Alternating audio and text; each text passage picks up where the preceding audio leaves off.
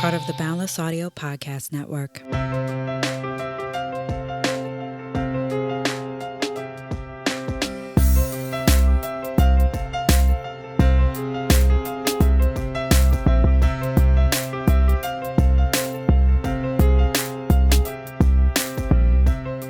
Hello, welcome to another episode of the Artist Pivot Podcast. I am your host, Ayana Major Bay, and I happen to be an actor, voiceover artist, mentor, and world traveler. This is a bi-weekly show featuring conversations about pivots and life lessons from the perspective of artists, those who work in and around the arts, and arts educators. Everyone possesses the ability to pivot. You just have to be reminded sometimes, and that is what I am here to do. To stay up to date and in the know about merchandise, exclusive content, and how to support the show, please subscribe to the newsletter at ayanabay.com/podcast. That's AYANABEY.com/podcast. And there is a link in the show notes. We'll get to this week's episode after a word from our sponsors.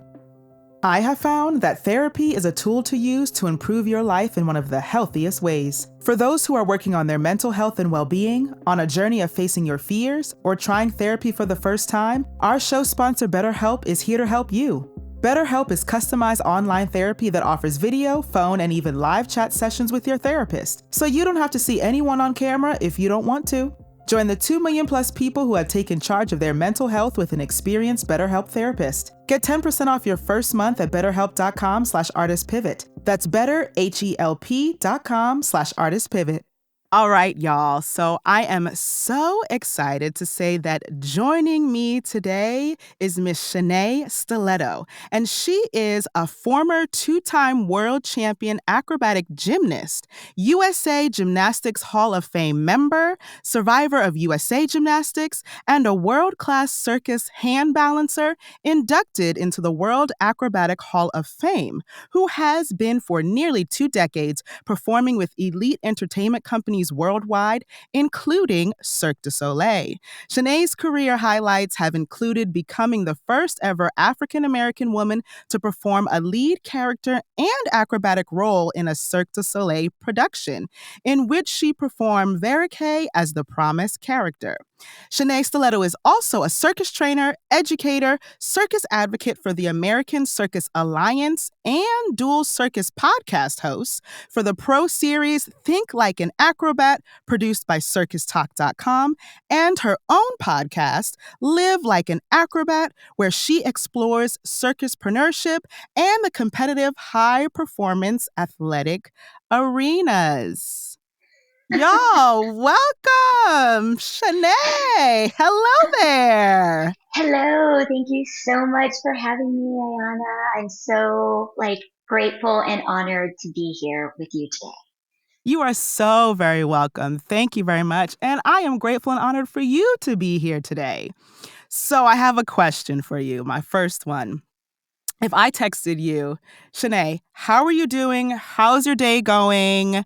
But you could only respond in emojis only, what would you text me? Oh, that's almost too easy for someone like me. Okay, I would text you the red stiletto emoji. Yes. The dancer in the red dress flamingo style emoji.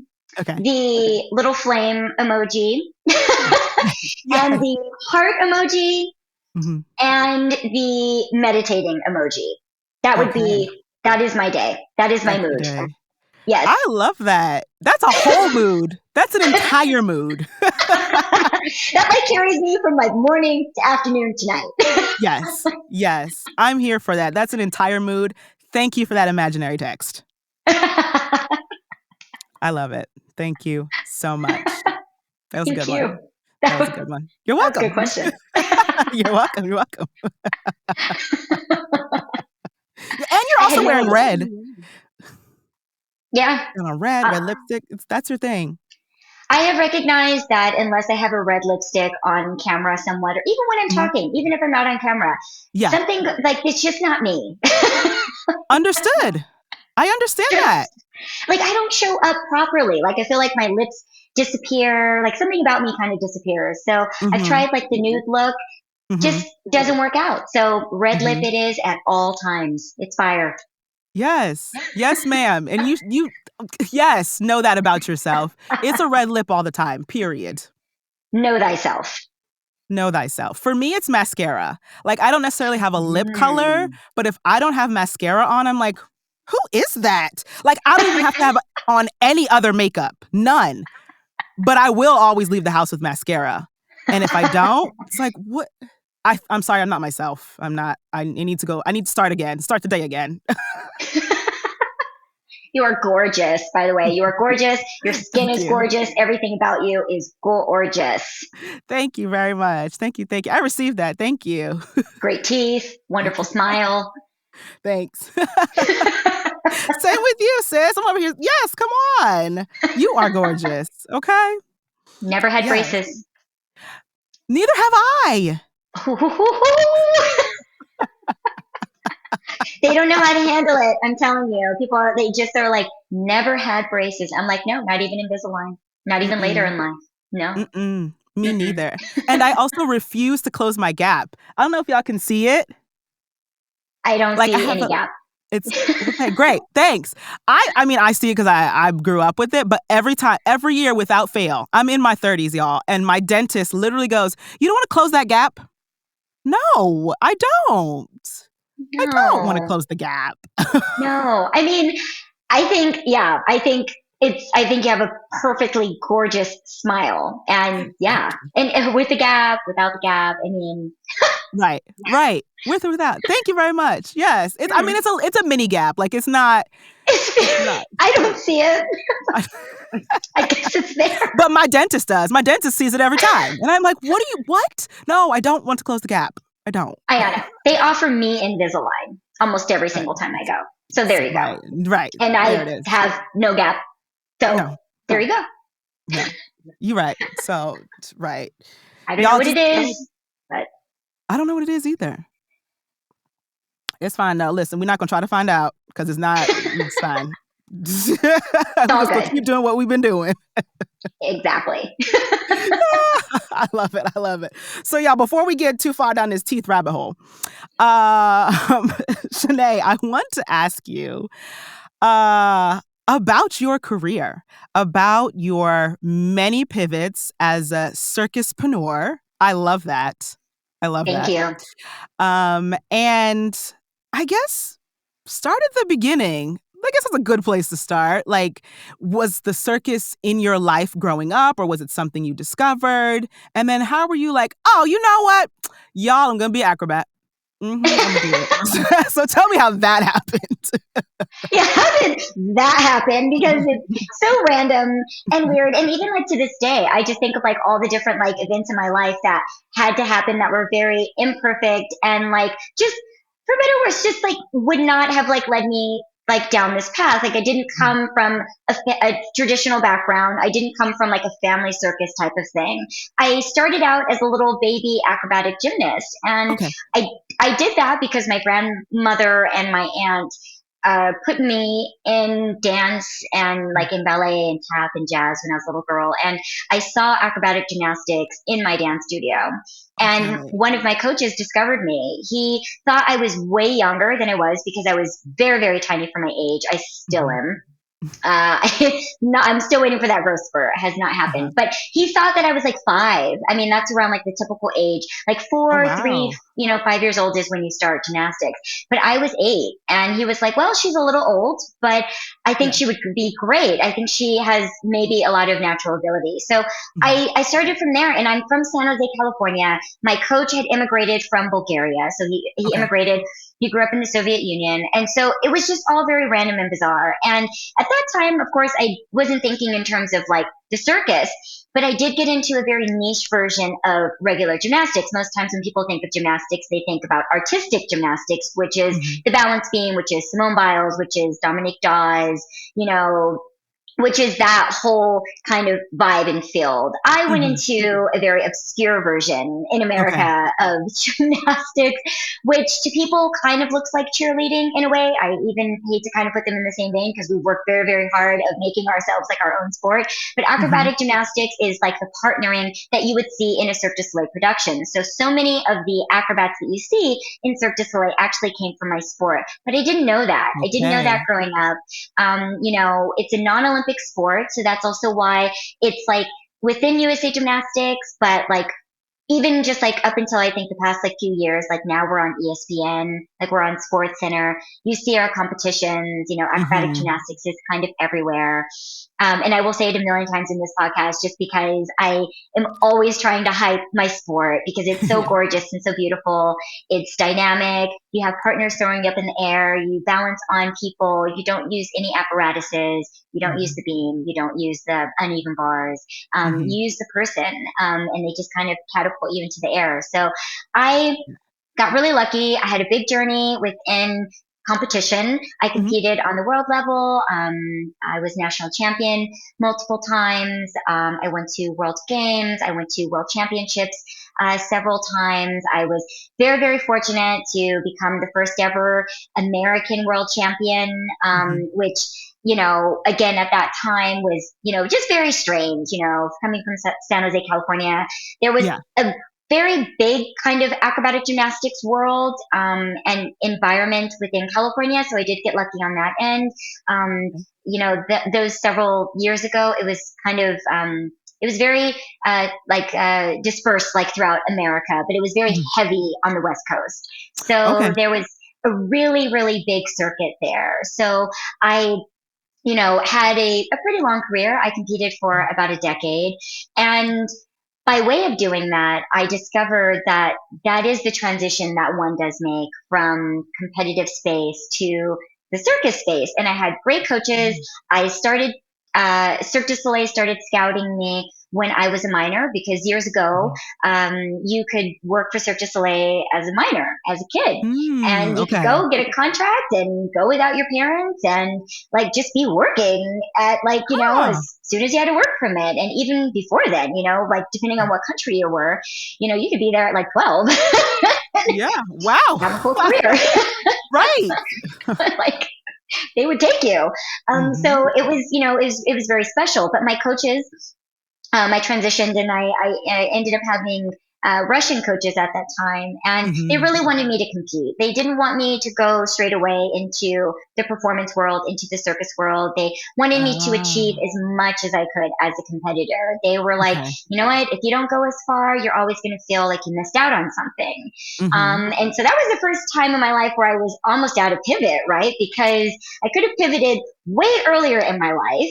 And I was already being told that like my days were numbered, which is interesting. When you kind of age out of something so young in your life, it creates something very different in you. First off, you get very used to defending what you do, and you've really got to love it because people are trying to talk you out of doing what you love to do all the time. I always had that. You can't go to college with acrobatic gymnastics. You could go in a different way. So why don't you change and switch to a different sport? Why don't you change and switch to a different kind of passion so that you can use your gymnastics to go to college? And, you know, I didn't want that. I was like, this is my home. This is what I love. And then I also understood too, I could have a career beyond this. And I could even have a career beyond competing because my friends, you know, many of them like did not go into the circus space after going to the Olympics. After we did, you know, like the Olympic tour, for example, I was very fortunate. I was made an honorary Olympian and I was put on the Olympic tours.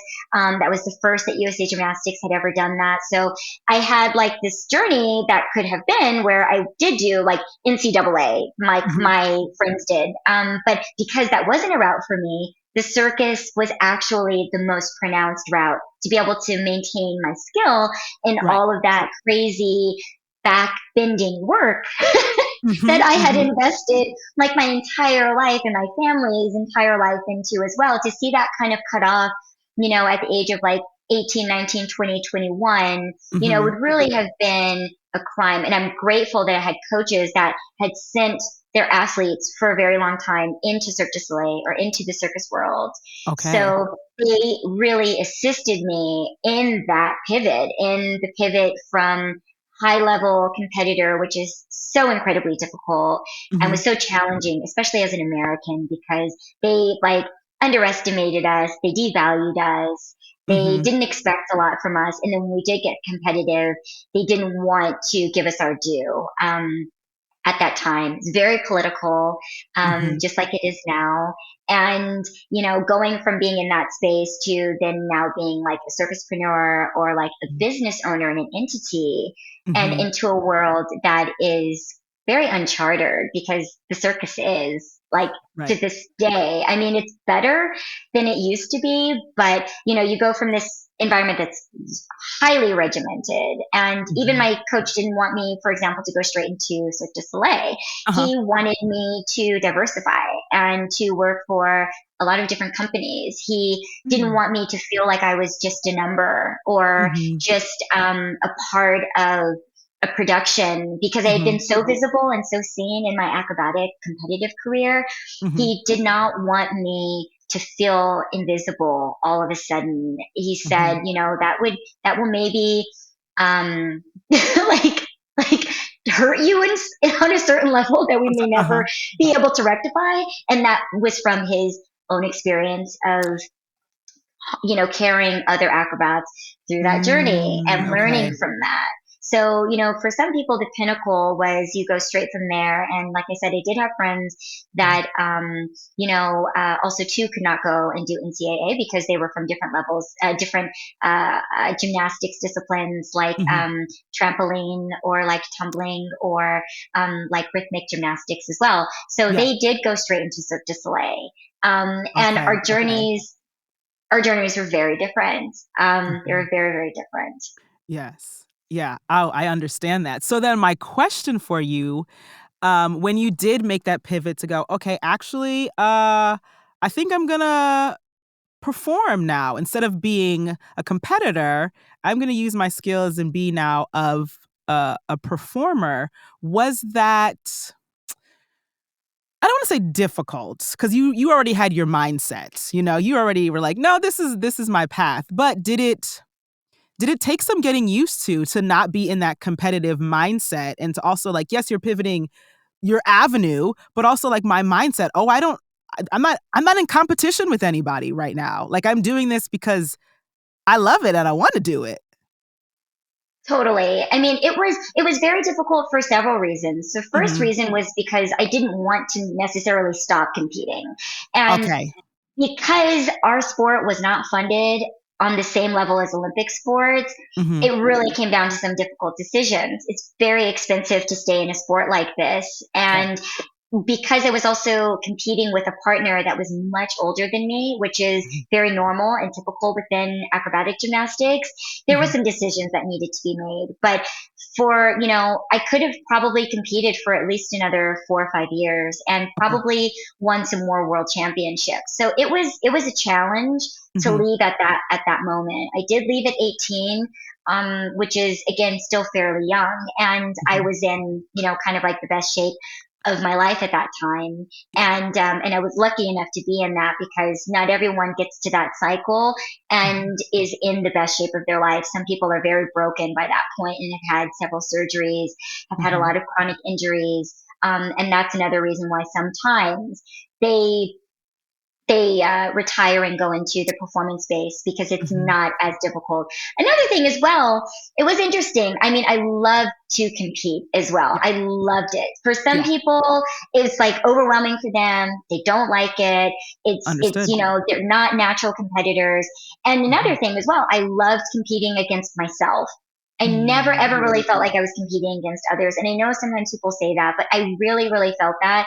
I think it maybe came down to my coaches, but I think it also too just came down to like who I was at the time and how I saw myself and what I felt like. I wasn't always like thinking about others. I think maybe it's because I'm from like a group sport and I wasn't like singular. And so I was always in partnership with people. So you were always used to someone else helping you to get ahead and to do better. And that definitely gave me, I think, a very different foundation going from the competitive space into like the performance arena. But I definitely had a crisis. I mean, there was a crisis of like identity within that of like, how do we do this? Because you have to figure out who you are. You have to identify yourself as an artist, what kind of shows you want to do, what kind of performances do you want to do, how do you create them, who's going to negotiate for you. Because before you have your coach negotiating everything for you, and you have people doing everything for you and telling you what to do and how to do it all the time and how it's going to be done. And there's a system, if I do this, it's going to be like this. And if I, like from point A to point B, like, there is definitely a path there, even if it is sometimes dicey, because it's so challenging. But with circus, it just was like an open book of like, wow, I get to really explore all of these different facets of myself. I really had to start connecting to myself emotionally. I would say that was a part that was great that my coaches got me to, very strong, again, growing up with Eastern Europeans my entire life, there's a part of yourself that you're able to compartmentalize. That's how you're able to be such a high level competitor. But they always said too that they didn't want to fully take away my Americanness, which was very, very sweet. They were like, you have this kind of other passion within you that we don't have because we didn't grow up with that. They were like, your whole world is open. At this point, your whole world is open. You can do anything you want with this skill and with this talent. And first you were choosing to do this, this isn't something you were forced into. They were like, and now you're choosing to go into the circus. It's again, not something you have to do. You can do other things. I mean, like my parents thought I was going to go to Stanford and be a neurosurgeon, and they still think that to this day. Oh. Wait, a neurosurgeon? Okay. Yeah. Well, yeah. They're still holding out hope, huh? they're like one day they're like you can always go back. You're like, I mean, yes, I could, but I don't think that's going to be a choice I'm going to make. But if y'all want to hold on to that, if that helps you sleep at night, by all means. I don't want anybody in my hands in that way. And at this point, they are, they've been through too much.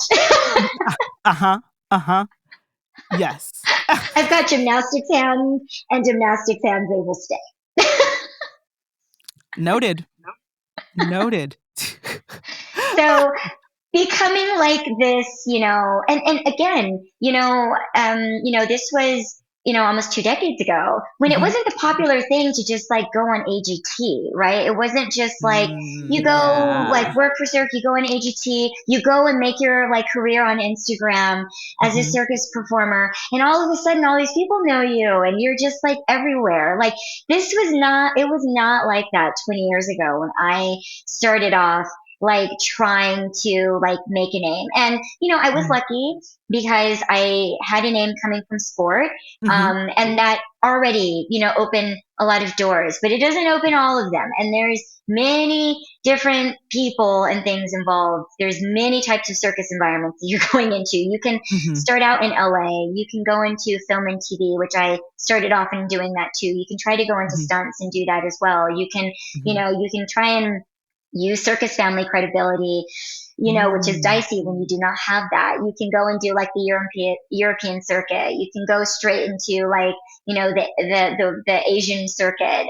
You can, go into like the cruise ship circuit and maybe get stuck there. Like there's just so many different worlds. You can go into the modern circus, which was really springing up. You can go into ringling. You can, so you really have to figure out like where and kind of like what feels good for you.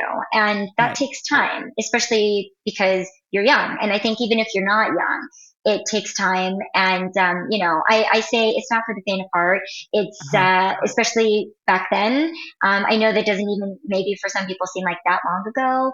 And because I've been around now for a while, people, assume that I'm much younger than I am. So, they think that I maybe haven't been doing circus for very long, which is great because that shows that I've really taken care of myself and been adaptable and been pivoting. But the level of pivoting that I had to do at that point in time Right. to like fend for myself and, start negotiating contracts, negotiating fees. I remember at the very beginning, there was someone that I was working with that was, had been in the game for a long time. They had like a circus event company, and we proposed a rate to them, a certain fee that we wanted to get paid. And they were like, you will never get paid that amount of money to do circus. What? Like it will never, it will never happen. Like he was just so like, blasé about it. And he was like, it's just not possible. And a million times over, how many times I have gotten that rate and how like far surpassing that, like, I got like within my career, but I never forgot that. And I've never forgotten certain like, just like solid things that people said to me at that time, which were just so, like they lacked vision. They had no vision. And, yes. And who would have thought, right, that the environment would have become so mainstream?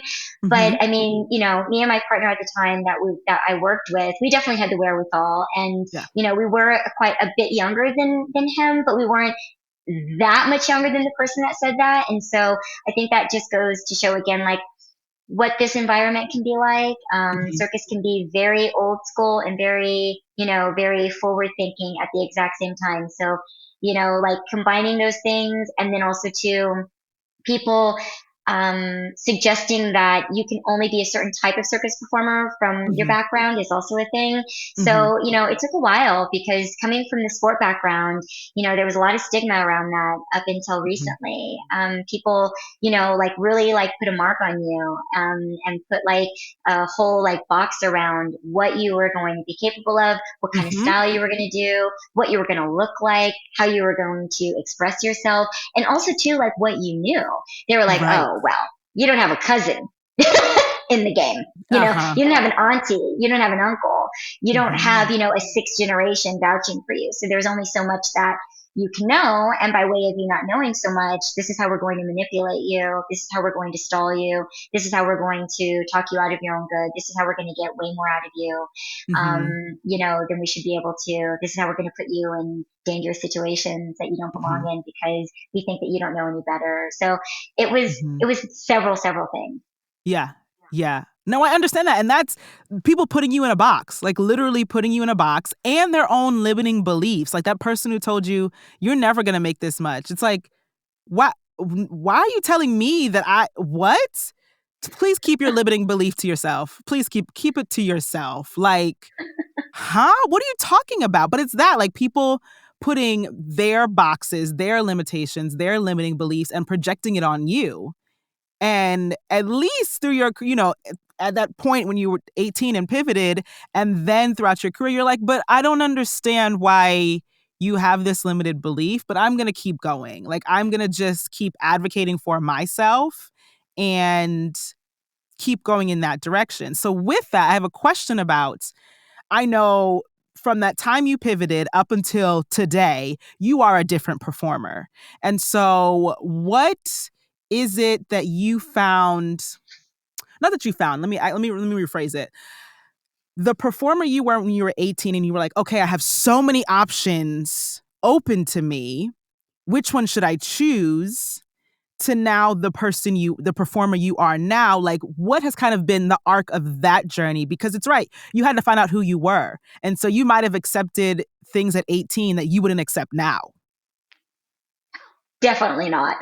The pandemic has not made that easy, though. I will say that to you all listening in. I mean, like eviscerating our industry, and then, us being in positions or people wanting to put us back in boxes because they're like, you just need opportunity now, right? Like you're just going to take and need anything that you can possibly get your hands on, which has been a whole struggle and a pivot in and of itself. But yeah, I really, what I understood even way back then, which I think is really great, is that I know myself better than others. And you have to be really, really, really strong in that. Like taking the advice of how others want to promote you. I remember at the beginning when I was in LA, and we signed up with a lot of dance companies, and they were taking on specialty acts like ours, like circus performers. And that's just how it was back then. It was before there were like circus industry friendly agencies that my friends eventually had to create in LA. So, we would go to like all the cattle calls, like for, like Christina Aguilera's tour, or for like Eminem, or for like Beyonce. Like we would go to like the dance auditions, and then they would like say like, now this is your part to do like special skill. And so we would like humiliate ourselves trying to do like keeping up with like J-Lo's dancers, and then have our like 5 minutes to shine and do our circus audition. And it was so painful. And I mean, you wouldn't think that you would have agents that are like, we just don't know how to market you guys as circus performers. But like, that's the feedback that we got way back then when we were trying to do like events, and we were trying to do specialty performances, or when they wanted to get us inside of a movie. And we would just say like, oh God, like if we were able to speak for ourselves, like how much better we would probably be able to do this. But it was very, very challenging. So we would put like limits and boundaries on that. We would say, guess what? No more catacalls.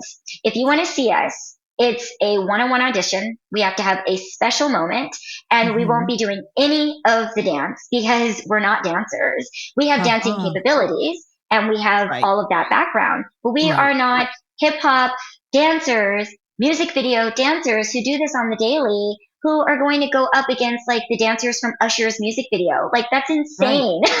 You're like, that's not my ministry. That ain't it. That's not what I do.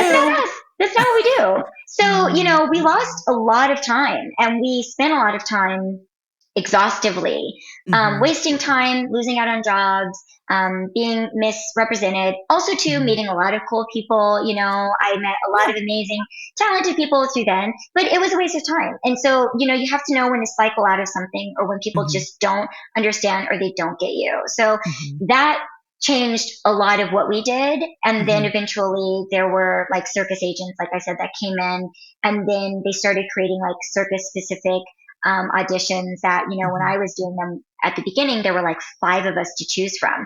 I had to pivot very heavily when now it's about 50 to 100 circus performers coming or submitting to an audition versus there being 5 of us to choose from. Wow. So that's how much it changed just over these last few decades that I've been doing it then. And the arc of the things that you will do, that you're willing to do, or the type of auditions that people are going to ask you to do, which I will not do. I will do them in a certain kind of way.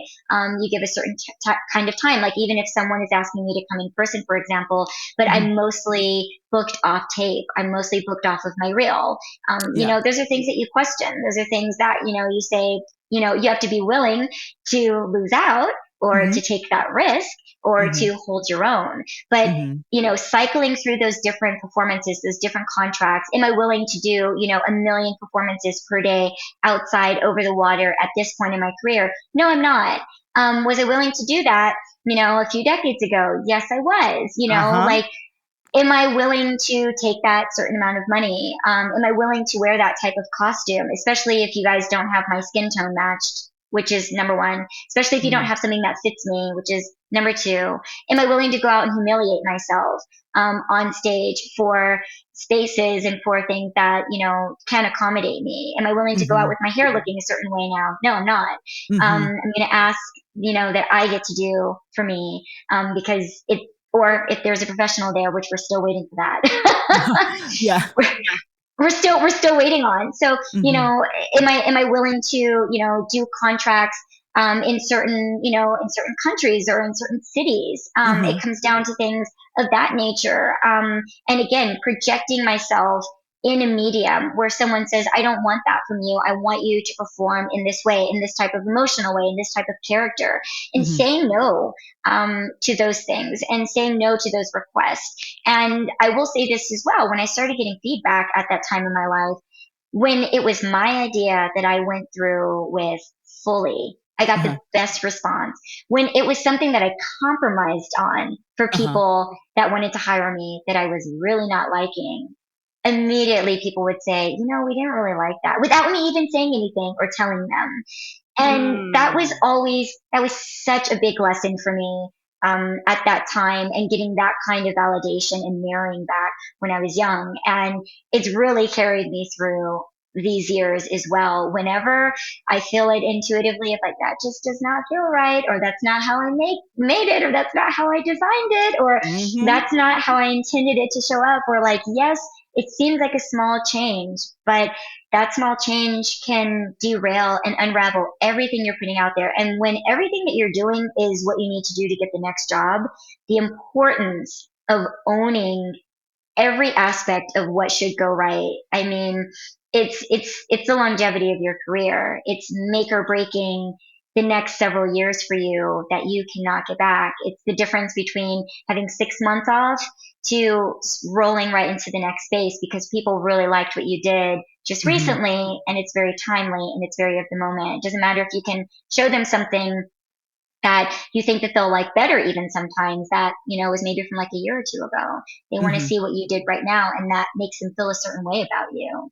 And it makes you feel a certain way when you're selling something that you don't believe in either. And I think that that is something very important to remember. And you're not always in different spaces that you're going to have full agency or control over that. But that's also a reason why I took a lot more independent contracts than I did more standard contracts, where many of those things were not in my hands. So they would not be in my hands. So, you know, it is the thing of thinking, okay, I now have to hustle to make sure that I have another year. I'm also up against someone that I know that just signed 2 years, and they know exactly where they're going to be for the next 2 years. And and in maybe some ways a little bit too extreme, was willing to forgo that that certainty of a contract for the sake of my individuality, my independent creativity, my independent thinking, my independent business know-how, because your hands can get very tied if you give over too much. But you also have a lot of responsibility if you're taking on everything. Fair. That's fair. But here's the thing, though. Saying no means saying yes to something else. Saying no to what you don't want means saying yes to something else, and saying yes to yourself. But, you know, you've had to learn that. Even with me as an actress, it's like, I don't regret any of the contracts that I took these past, like, 15 years. But now I'm a different person, and I'm not going to accept, I want to say foolishness, but some of the foolishness that I'm not going to accept that now. And so it's like the same for you. You're like, no, I don't want to do that. I'm not willing to do that.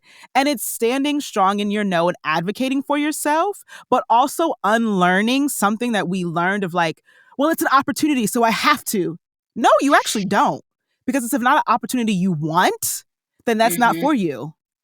That's not for you. So it's unlearning that in any performance space of like, oh, but it's a job, it's an opportunity, it's okay, but if it don't sit right in your soul, if you're like, I don't know about this, then that's not for you. But we're not taught that. No, we're never taught that. And I teach that a lot in my Think Like an Acrobat series. I get so fed up, and have been so fed up for so many years, because I get those same statements and that same feedback.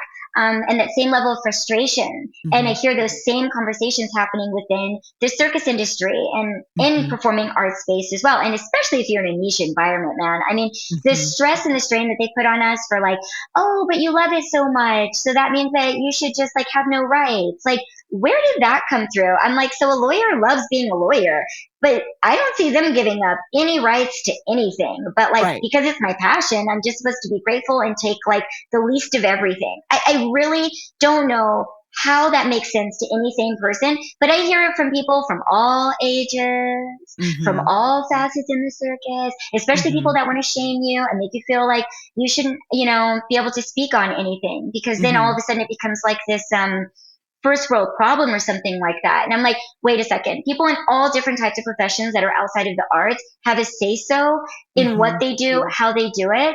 And It has nothing to do with the love of what you're doing. I think because you love it so much, you have every right to say no. Like, love says no a lot.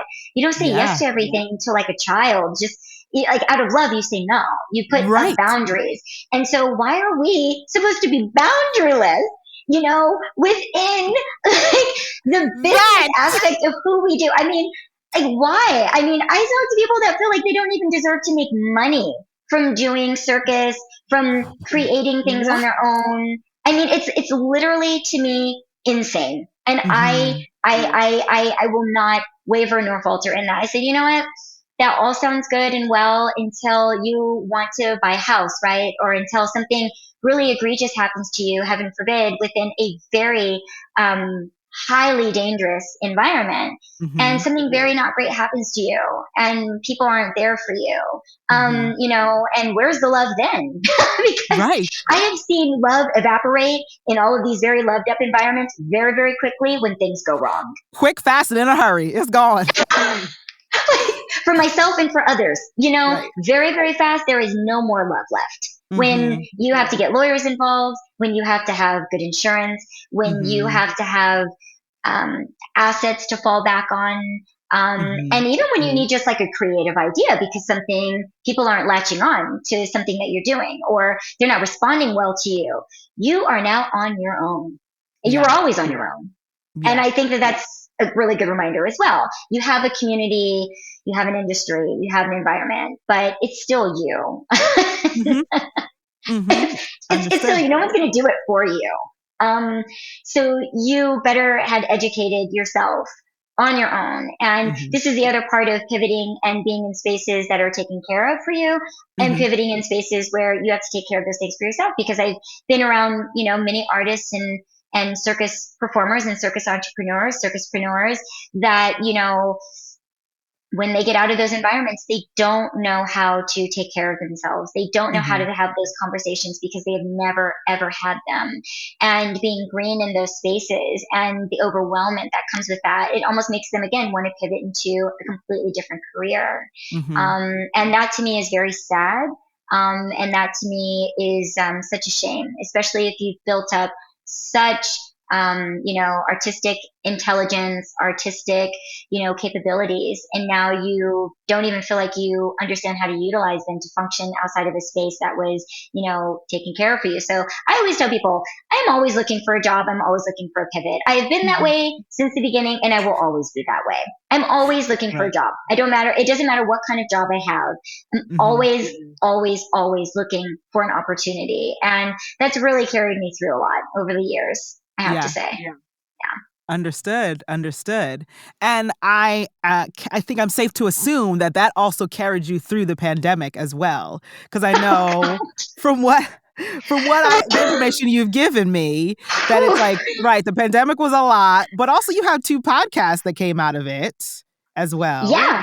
And so that was the amazingness. That was the pivot. That was the pivot. And that was the pivot that I was supposed to have done years prior that I just did not do. I just pulled those things out of a vault. They were already created. They already existed. I had already shot several of those ideas too. What? And they were just there. And I didn't even realize how easy it was to do them. I got very heady. I overthought things. I even went into different platforms that made no sense to do the things in. I overcomplicated everything. And because there was nothing else that I could actually do, because I couldn't go anywhere, everything got canceled overnight like everybody else. It was like, oh, what's the simplest version of doing this and not caring? Oh, this. Just this, speaking into a microphone, having all of the fascinating people that I've met over the years and having these conversations. And then now not being nervous nor scared at all to speak on issues that I think are very conducive and important within the circus environment and within the competitive space, that I've always wanted to talk about, that are taboo, or things that people, are too afraid to have a conversation about on camera. So this version of myself that people have been telling me to do for years. They've been telling me to speak, to have a podcast, to, be a commentator, all of those things, to be, a personality. And I was like, oh, I don't really, I don't really know. Like, I think you guys think that I'm like a certain way, but I don't really think that other people will think that, I just had this whole thing. And, I was like, we're silent performers and that's what we do. And, like if I open my mouth too much, people are just going to want me to be quiet. I just had all of these different, thoughts and ideas about where I should be and how I should be doing it and what I shouldn't be doing. And as soon as this pandemic rolled through, I mean, again, by the grace of the universe, it really just like stripped all of that away. And it gave me the future of what I'm doing now and then what I would like to do. And it's really spiraled into so many different avenues. And of course, also things that I just, again, really wanted to do that I did not like, that I was not being invited to do. And that turned into a different conversation, especially being a circuspreneur, especially being a woman, especially being a woman of color in the circus space. And having this knowledge, like most of the podcasters, within the circus spaces are mostly white males, and they've always been. And everyone always says that too, like, but why? Like, we've all been in this business for so many years. Why aren't we speaking on an environment that we know so well? Like, why are there gatekeepers that we keep on, like, just allowing to do that, but we can do something about it? And I was very happy to be in this space finally. I mean, it was stressful. I would like to say that wasn't the best of times also too, to get into so many things because it was very stressful. I was trying to keep my life going. I was trying to keep my career going. But again, it was keeping my career going in a different way. And because I was open and because I was malleable, and because I was willing, and it really, really saved this next incarnation and this next pivot of what I am doing and how I'm doing it, and actually redefining a space that I want to stay in, because there's been many, many times where I've not wanted to stay in the circus industry. I've not wanted to stay in the circus space. The competitive space, I've been doing a lot of advocacy in and around that too for many, many years. So I'm like dealing with that, but I needed to deal with what I felt needed to be introduced into the circus space. And it's one of those things where you're like, well, if it's not me, then who? That part. If it's not me, then who? But also, like, you were kind of like, well, this little imposter syndrome that I have, you can move out of the way. Because if people were telling you for years to be a commentator, be a personality, have a podcast, speak about what you know because it's your lived experience, and then the pandemic was like, oh yeah, now I'm gonna make you do it.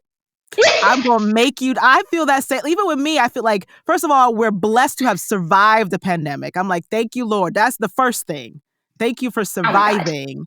And then second, it's like, pandemic was like, what you finna do now? Like, you gotta do something. Are you going to do it now?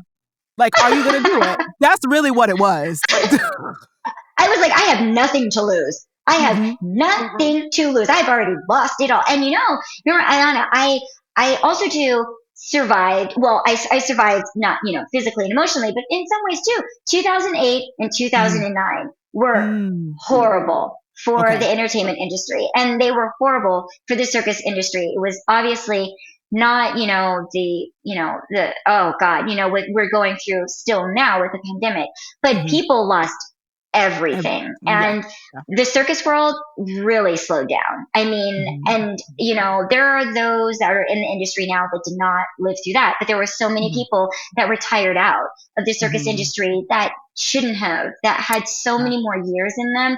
And so as soon as all this happened, I was like, that's not going to be me. That is not going to be me, because everyone started retiring. I mean, I have people that, a lot of colleagues that babied out, which is wonderful. But more people just cycled out because they were like, I can no longer do this. And there was zero support also too, like within government for all of us artists as well. And so that was a big thing for me that I've been talking and speaking on for a really long time too. But then again, because of the pandemic, got a part of, a nonprofit. We organized and, we mobilized, we did all those things that no one did in 08 and 09. The strategy was different. No one came to each other's aid. I had I had companies reaching out to me at that time, very well-to-do companies, even Cirque Du Soleil saying, we're going to go silent for a while. And, even Cirque Du Soleil that went bankrupt during the pandemic, those that don't remember, Cirque Du Soleil went bankrupt and went under in 2008 and in 2009 too. They laid off like 90% of their workforce at that time too. And they were a big moneymaker for me as an independent contractor and as an independent circus performer. And they said, we'll probably go quiet for like 6 or 7 months and then we'll be back. And they literally did that, but it destroyed so many artists that could not come back from that. So they did that again this next year around. And I was like, wow, the deja vu. It was like 10 years later, I'm 10 years better. I would say though, I did not build myself up as much online as I could have within that amount of time, which I should have, because I had friends that had online stores and had online businesses. And when the pandemic hit, that was their everything. Some people already had like circus apps for teaching, which is something that I didn't necessarily have. So there were even things even around then, and some of those people had started those during 2008 and 2009, and they had sustained them for this last decade. And so when the pandemic hit again, they were even more prepared because of what they had created. So I love talking about my mistakes. I always tell people it's the things that you made mistakes that you still see for yourself that you're like, okay, I was better, but I could have been even better with, my pivot could have not have been such a hard right. With trying to do virtual performances and, teaching excessively online hours and hours, at a time. And then obviously, falling back on whatever else I had, financially. And then also just spending time of creating those things, putting together, business plans. And, so, I mean, those are valuable uses of my time, which I used. And I'm really, really grateful for. I mean, now going 3 years into where we are now, I was able to pull from a past experience. In a way that I am very grateful for. It was still very imperfect. I'm not saying that solved all of my problems or all of my issues. And, even again, the thoughts of like, do I want to stay in this industry? Because again, maybe that's your pivot. Maybe that's your pivot out completely into, but you're taking those skills with you, which I also love to teach as well. How are you going to apply your circuspreneurship into that other environment, because you've built up so much of being this renegade in an environment that is still so unregulated and so kind of like niche and unusual. How are you going to take that and use that, because you're not starting from zero, which I kind of, like my heart drops sometimes when I hear any kind of artist or entrepreneur in any kind of like artistic field feeling like they are. I'm like, you've made it this far with this kind of work, with this kind of, people being a certain way to you. We've had all sorts of things said to us, the amount of situations I've had to like get myself out of, I've had to get myself out of countries. Ooh, girl. Where it wasn't going well. The contract was not being honored. Something was very off or very sketchy, or we were not being treated well. And it's like, I not just have to get myself out of this, I have to get myself out of this with a job. Yes. Understood. Yeah. But you've survived all of that. And it's like, in the end, yes, we all make mistakes and you're like, oh, I could have done that better. But also like you live and you learn. Like literally that you live and you learn, and you go, okay, you know what? Great. I learned that from last time, and maybe I could have done this better, but going forward, maybe I can figure out, okay, let me do this little situation better or do this better. Like, it's all a learning experience, and also trying to enjoy the journey. I think that I could say that's where I'm at like now, to be like, no, you got to enjoy the journey. Even when you make a mistake and go, oh, that wasn't, okay, it's fine. It's fine. It's fine. Keep going. And keep going. It'll all be fine. And that's where the mental health comes in, and that's where, for me too. And I'm glad that I learned that throughout my, advocacy as a survivor of USA Gymnastics. And putting that within this environment too, within circus, of being like, okay, you're not just supposed to be suffering all the time. You're not supposed to be anxious all the time. Like, no matter like what the situation is, and I don't care how amazing that experience is, are you happy? Like, what's your baseline? Is your baseline joy? Because I've gotten that feedback a lot too over the years. It's like, oh, but you still smile, you still laugh, like you're still, because I meet some jaded folks out there. And, you know, and I've also too learned through their experiences of seeing people very, very, very, very, very unhappy with where they're at. And I don't care what situation or what opportunity you're getting. Like, it has to be an experience that feeds your soul in a pleasant way. As much as possible. And what are you doing to take care of yourself? Because it's been a process of elimination for myself, you know, figuring out what makes me tick, what makes me feel good, what am I unwilling to do, what are those habits I'm willing to give up that are actually going to make me excited, and what are those things that are really just out of your hands that you learn at a certain amount of time too. Like, those are things that I just like really cannot control. But I just, for myself personally, I don't know how people are making it if they don't have some type of practice or self-care practice or spiritual practice or some type of something that centers them or that they can fall back on, that they can believe in. Because, you know, being in these environments that are so highly challenging and unique and destabilizing, I use a lot of different tools to get through. I am a meditator. I use yoga. I do lectures. I have mentors. You know, like, I do everything imaginable, and I've gone to every single workshop you can imagine. Like, you know, I have literally, you know, I've created a village and community for myself as well that is really profound, and also too outside of the space that I inhabit as a circuspreneur, which I have found has kept me much happier and healthier when I'm relating to folks and to friends and to family that are not all consumed in a space that I'm all consumed by. Because I think that is very unhealthy. If you live and breathe an environment and in a space where there is nothing about you that's outside of that, and you overly identify with who you are through what you do, I find that very, very, very damaging. Say that again for the people in the back. Because I listen, okay? Say it again, because no, it's rough. And I would speak personally. I used to do that. I did. Luckily, in my 20s, I kind of let it go. But then the pandemic was really like, but no, who are you? Your industry is gone. Sorry, yes, you're an actress, but you're not right now. So, like, who are you? And it's right, like, I just took so many nuggets from that. Like, is your baseline joy? Like, I love that. That might be the title of this episode, because that got me. Right, like, is your baseline joy? Because it has, like, and then doing things and talking to people, communicating, conversing with people outside of what you do. It's so important. Just be a human. Yes. Just be a human. And don't be a circus human. I hear that a lot. You know, like I live in Vegas and I live in LA, and people even say like, "Oh, but you're a circus human," and I'm like, "No, I'm not.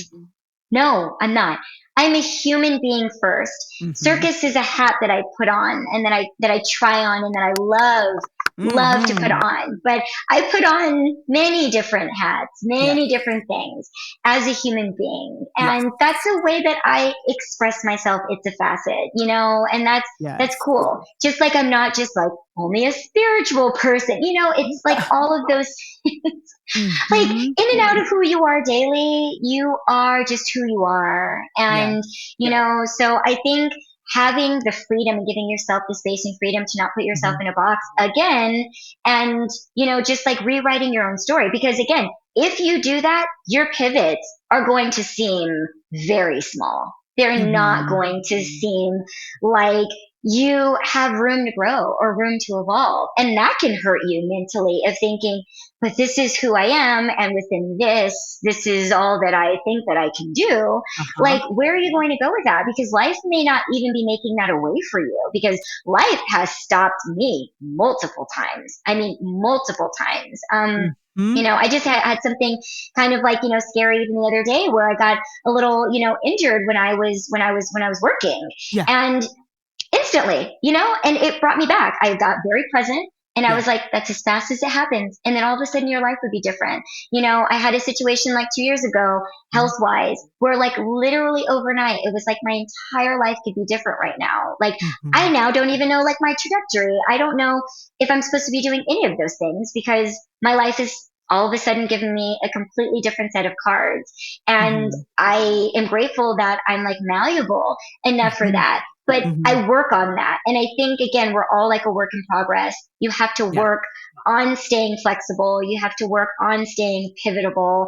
You have to work on staying outside of the spheres of what anyone wants to tell you that you should be or how you need to speak about yourself, think about yourself, like feel about yourself.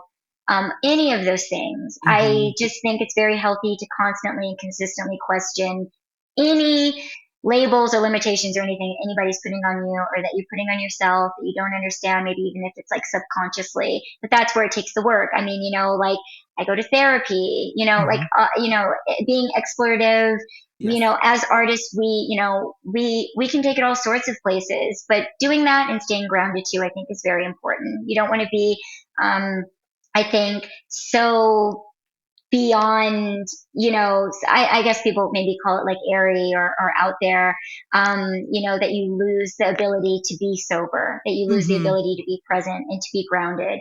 And I've definitely, because I've been on like kind of a wild ride and the space can be pretty chaotic, bringing myself back and staying centered, and figuring out how that's going to be when I'm the different person that I am. Because with you changing and evolving, what you do and what you need to take care of yourself and what you need to do to tend to yourself also needs to change too. So nothing is static for me. Everything is very transformative and I think interchangeable. And I think that again is very healthy. It doesn't mean that everything is perfect. Doesn't mean it's supposed to be perfect.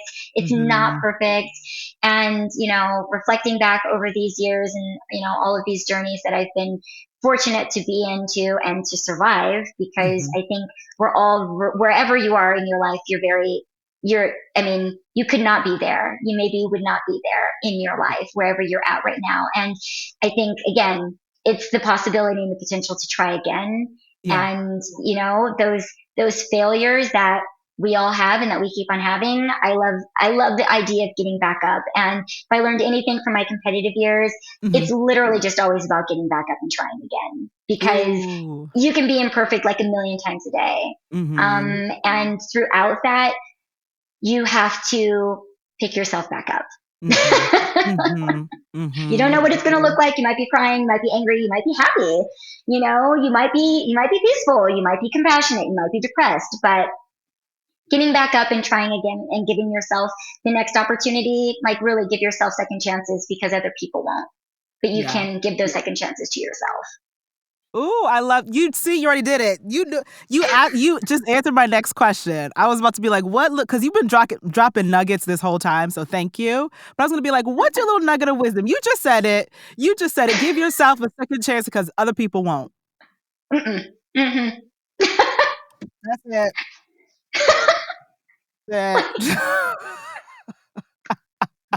Thank you, Ayana, for this for this time and space. You are so very welcome. You are so, so, so very welcome. Thank you. Thank you for sharing and opening up. Thank you for sharing this space with me. Thank you. Thank you. So before I let you go, though, tell people where they can find you out here on these internet streets. Oh my gosh. Thank you so much for having me on the podcast, Diana. I'm just, again, really grateful and honored. And listeners, thank you. You can find me at Shenea Stiletto. That is SheneaStiletto. On literally all platforms. You can also find me at Live Like an Acrobat, Live Like an Acrobat podcast, which is available on all platforms. You can find me on circustalk.com if you are adventurous or if you're in the performing arts space. You can subscribe and become a member so you can hear my Think Like an Acrobat series. But I also too release little snippets of that for the public as well, to learn like little gems. But I highly recommend that you subscribe to a space, because I try and give as as many open workshops as I can on every single topic that you can imagine of what it takes to be a circuspreneur, what it takes to just be an entrepreneur, an artist, a performing artist, from business to artistic to mental health. So exploring all of those things, please find me at either Shenea Stiletto, Live Like an Acrobat, or Think Like an Acrobat. Yay. Thank you for sharing. Don't worry. All of that will go in the show notes, y'all. Do not worry. I'll make it easy. You could just click and connect. And before I let you go, Shenea, I must say to you that I acknowledge you, I celebrate you, and I uplift you. Thank you so much. You're so welcome. I'm so honored. I just adore you. I love your work. I love your podcast. You have amazing guests. You're amazing. You're inspiring me. You're motivating me to continue to podcast. Because my, oh my, like, it's a journey podcasting and being a podcaster, and you are amazing. And I love the network that you've built up and the community that you have. And thank you for being you and for like starting again, because each time you don't have to. Yes. You don't have to, but you're doing it. Yes. And it's, I'm really appreciative of you for, maintaining your spirit and maintaining your liveliness and, your motivation. And so thank you for inspiring us to be better, to do better, to think better, and to feel better. So thank you so much. Oh, thank you so much. Thank you. I appreciate that. Thank you. I hope you have been informed and inspired by this week's episode. Make sure to hit the subscribe button to be notified when new episodes are out. To stay up to date and in the know about merchandise, exclusive content, and how to support the show, please subscribe to the newsletter at ayanabey.com/podcast. That's AYANABEY.com/podcast. And there's a link in the show notes. This show's executive producer is Ayana Major Bey, and editor is Kieran Niemand. Thank you for tuning in, and I'll speak to you soon.